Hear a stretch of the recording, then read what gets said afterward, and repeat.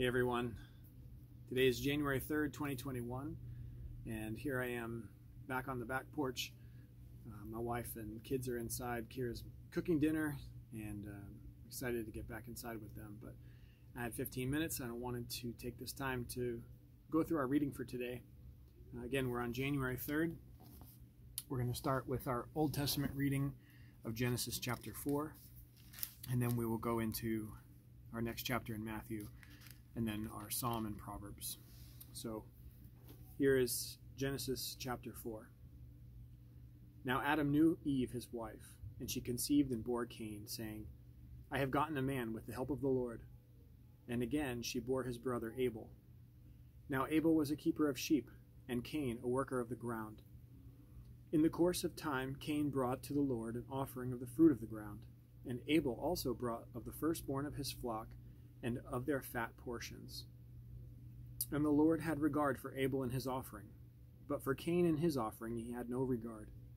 So Cain was very angry, and his face fell. The Lord said to Cain, Why are you angry, and why has your face fallen? If you do well, will you not be accepted? And if you do not do well, sin is crouching at the door. Its desire is contrary to you, but you must rule over it. Cain spoke to Abel his brother, and when they were in the field, Cain rose up against his brother Abel and killed him. Then the Lord said to Cain, Where is Abel your brother? He said, I do not know. Am I my brother's keeper? And the Lord said, What have you done? The voice of your brother's blood is crying to me from the ground, and now you are cursed from the ground, which has opened its mouth to receive your brother's blood from your hand. When you work the ground, it shall no longer yield to you its strength. You shall be a fugitive and a wanderer on earth. Cain said to the Lord, My punishment is greater than I can bear. Behold, you have driven me today away from the ground, and from your face I shall be hidden.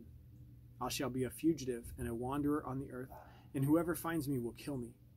Then the Lord said to him, Not so. If anyone kills Cain, vengeance shall be taken on him sevenfold. And the Lord put a mark on Cain, lest any who found him should attack him. Then Cain went away from the presence of the Lord and settled in the land of Nod, east of Eden. Cain knew his wife, and she conceived and bore Enoch. When he built a city, he called the name of the city after the name of his son Enoch. To Enoch was born Irad, and Irad fathered Mehujael, and Mehujael fathered Methushael, and Methushael fathered Lamech. And Lamech took two wives. The name of one was Ada, and the name of the other Zillah. Ada bore Jabal. He was the father of those who dwell in tents and have livestock. His brother's name was Jubal. He was the father of all those who play the lyre and the pipe. Zillah also bore Tubal-Cain. He was the forger of all instruments of bronze and iron. The sister of Tubal-Cain was Naamah. Lamech said to his wives, Ada and Zillah, hear my voice. You wives of Lamech, listen to what I say. I have killed a man for wounding me, a young man for striking me. If Cain's revenge is sevenfold, then Lamech's is 77-fold. And Adam knew his wife again, and she bore a son, and called his name Seth. For she said, God has appointed for me another offspring instead of Abel, for Cain killed him. To Seth also was born a son, and he called his name Enosh. At that time, the people began to call upon the name of the Lord. Today's New Testament reading is Matthew chapter 2, verses 13 through 23. Now when they had departed, behold, an angel of the Lord appeared to Joseph in a dream and said, Rise, take the child and his mother, and flee to Egypt and remain there until I tell you, for Herod is about to search for the child and destroy him. And he rose and took the child and his mother by night, and departed to Egypt, and remained there until the death of Herod. This was to fulfill what the Lord had spoken by the prophet, Out of Egypt I called my son.